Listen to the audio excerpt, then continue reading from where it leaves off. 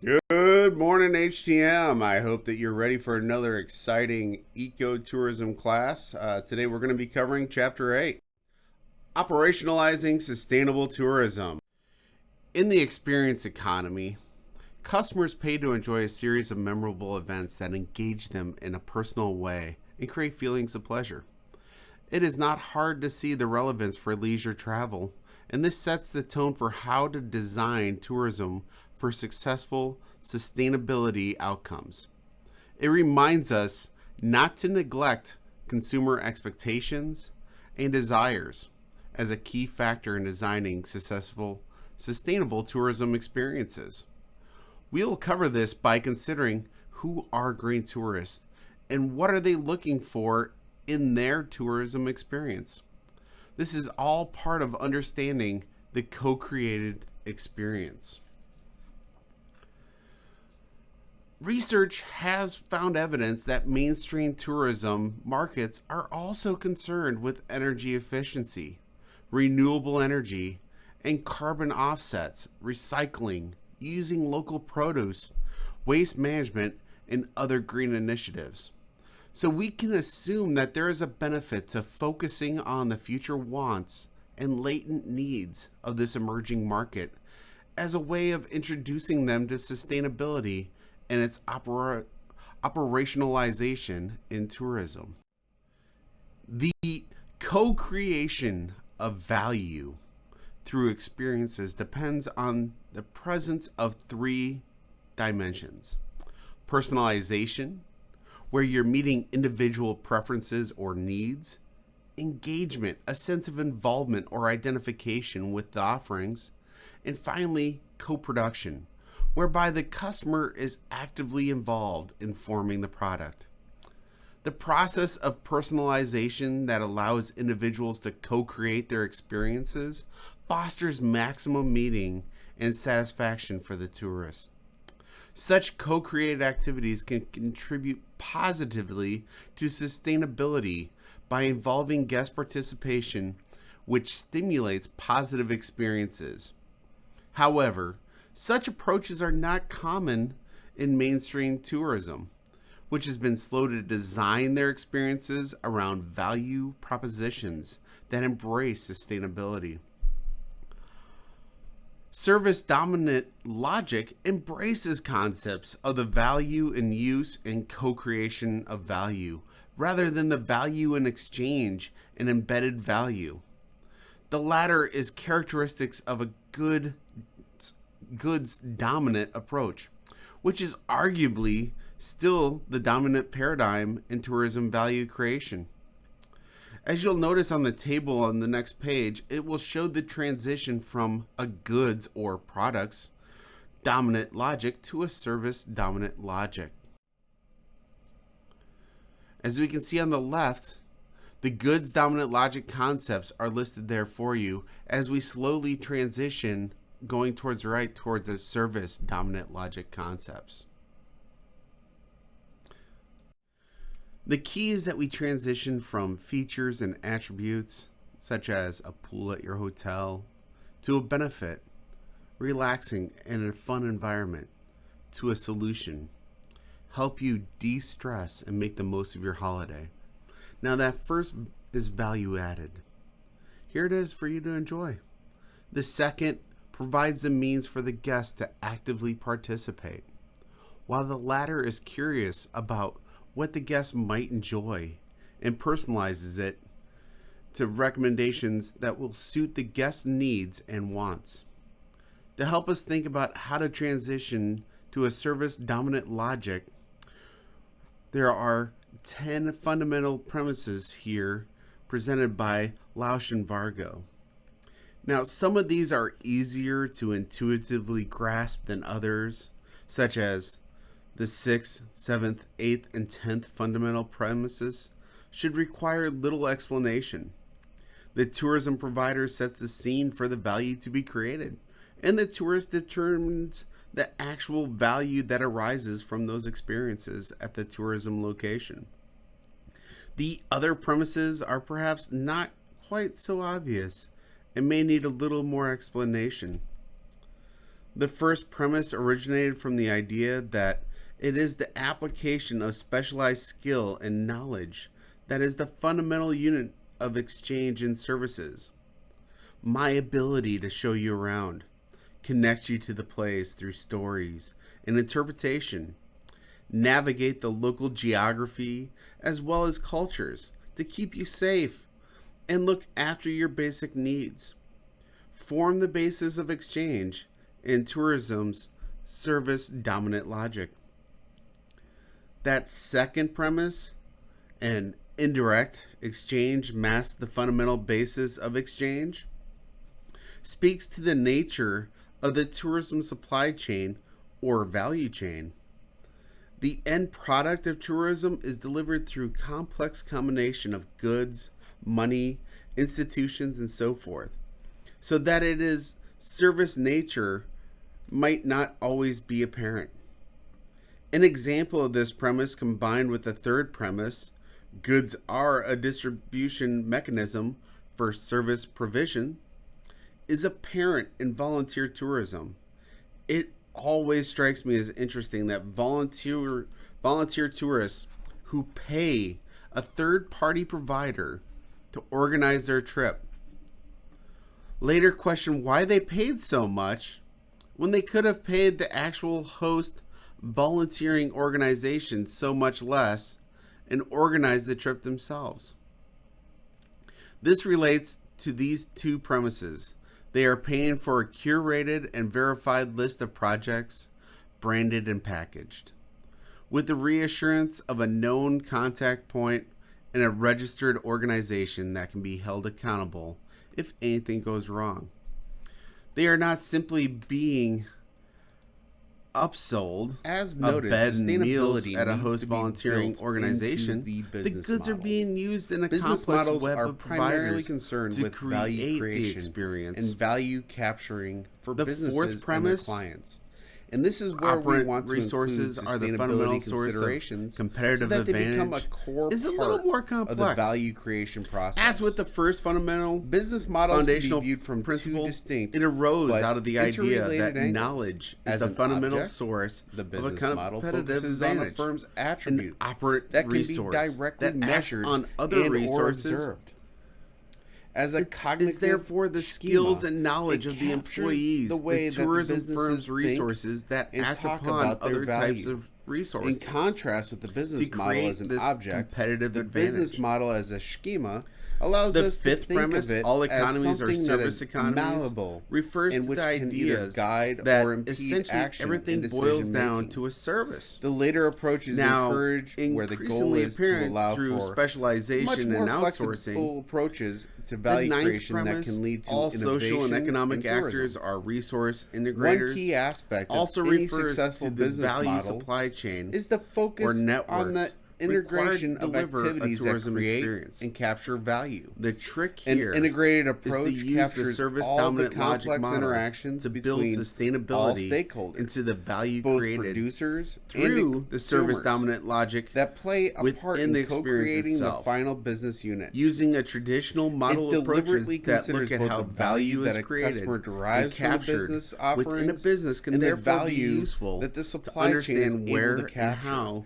and is able to take sustainability into related consideration activities a can be wider integrated range of players, into the tourism some experience of whom rather may than disrupt traditional bolted ways on of producing as value. an awkward semi-visible addition In an to the applied tourism context, experience. we talk of a business model And yet, as while tools, such while as you the well-known provide business model canvas. with a new single-use This is a visual chart water with bottles elements describing daily, a firm's which or won't allow product's you to open value your windows to cool proposition, your room and so infrastructure, forth. customers, Green and Tourism finances. Scotland strives The to goal make of a tourism good business businesses model incorporate is a to green keep the philosophy focus on the value at proposition, the core of their the members' relationships businesses. that will enable the value proposition to Sustainability manifest, and the environment are and at the the business heart structure that of will what support its we do. sustainability.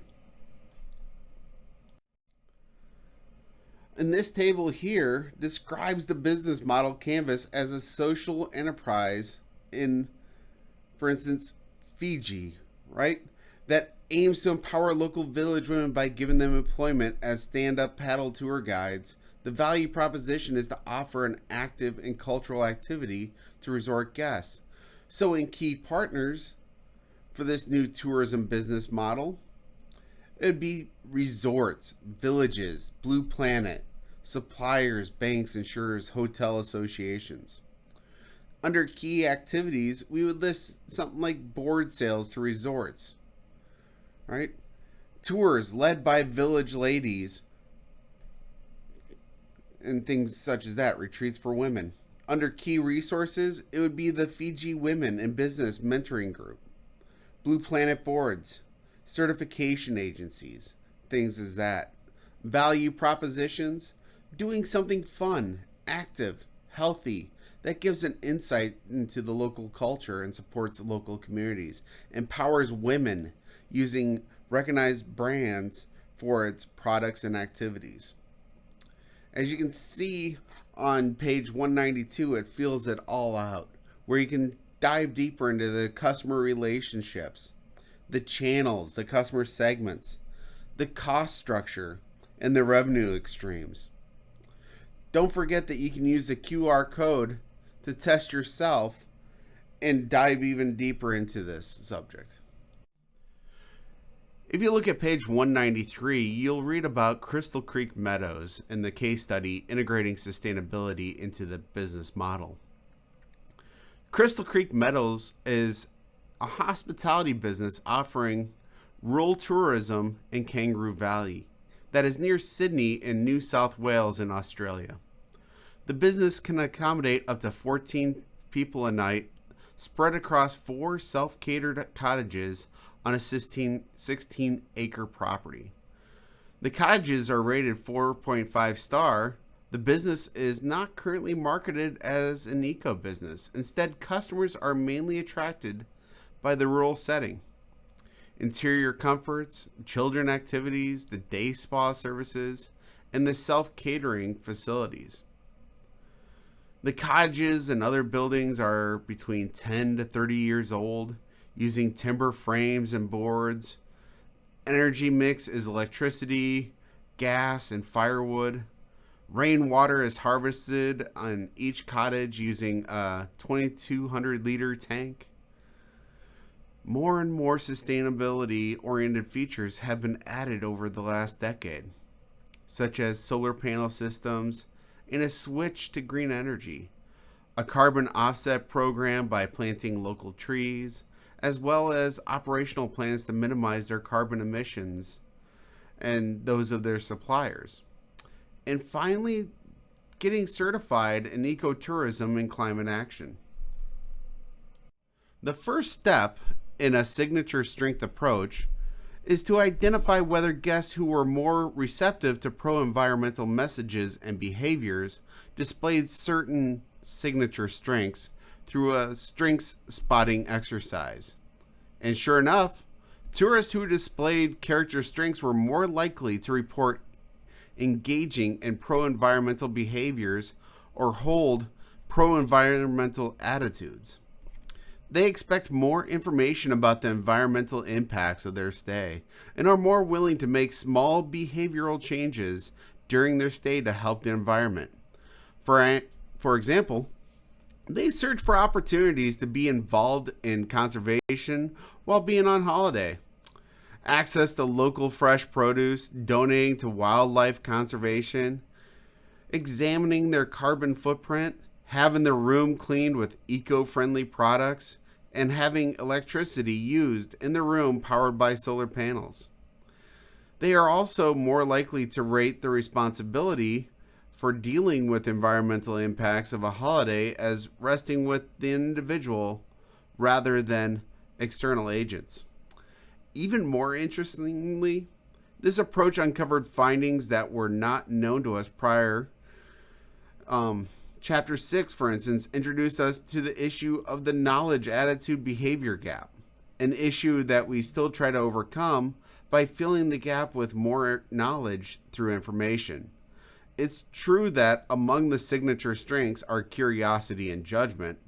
Equally important, though, are social intelligence, self-regulation, hope, and citizenship, which were more prevalent in the strengths spotting analysis.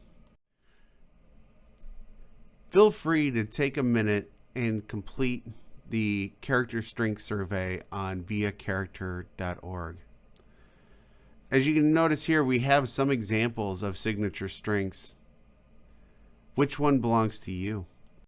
On this slide are some examples of those character strengths and how they can be applied towards green behaviors.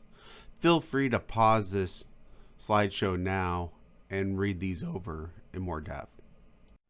So we need to integrate sustainability in the value proposition by linking signature strengths of the guest to sustainability-oriented activities. They must be driven by the manager, the owner of the property, who will lead by example the values that they want their guests to partake in.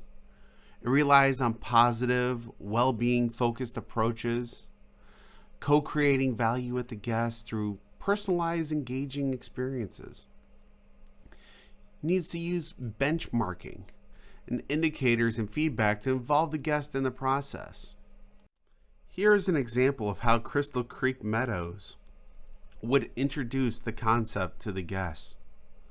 It would start at checking in, where they'd break the ice, make a light joke, show the chickens and introduce the children around the property, explain the local attractions, highlight free property facilities, give them a free Wi-Fi pass, offer to make restaurant bookings, right? Carry luggage from the car. Then finally the appeal, where they'd showcase either the self-benefits of the cottage followed by a direct appeal to conserve resources, or showcase the technical eco-friendly nature of the cottage, personally specific recommendations, and make an appeal to conserve resources. They would inform them of daily eco-feedback and invite them to sign a pledge. During the daily guest experience, they would use their strength-based, sustainability-oriented activities to invite guests to feed chickens as a form of kindness, use the shower timer as a form of self-regulation, check the feedback sheet to engage curiosity and perspective. With feedback, the smart system monitoring of guests' daily resource use and daily eco-feedback sheet provided to guests on their own usage. The host would provide assistance by giving advice and recommendations as requested by the guest. As you can see here, there are some activities that are matching. So for the kindness, it was saving food scraps for the chickens and feeding those chickens. If you happen to have the strength of having zest, borrowing bicycles with baskets and fresh produce for a picnic off-site. Self-regulation, water saving through timed showers. Citizenship, engagement with local wildlife charities. So the study monitored 1,000 guests for 17 months, covering all seasonal climatic variations, comparing those that got the My Green Butler treatment versus those that didn't. My Green Butler guests used 38% less firewood, 33% less electricity, 21% less water, 20% less gas compared to other guests staying at the same accommodation in the same seasons. They also tolerated a wider range of inside temperatures and said they were more comfortable than other guests. 85% of My Green Butler guests said they chose to save resources, while only 59% of other guests said the same, but only those that got feedback did save. 80% of guests engaged with the process and found that it strongly added to their enjoyment of their stay. So, is going green actually gold? Well, as you can see here, based on previous years, they were able to save in 7 years $20,000 in electricity, $3,600 in gas usage, and in a single year they save $400 on firewood. In conclusion, embedding the guest in the sustainability efforts of a business can be very effective. It requires leadership by businesses with skill and knowledge in that area, though. It should focus on intrinsically rewarding activities and well-being. It requires close monitoring through benchmarks, indicators, and communication. And sharing that with the guest has shown to lead to greater savings.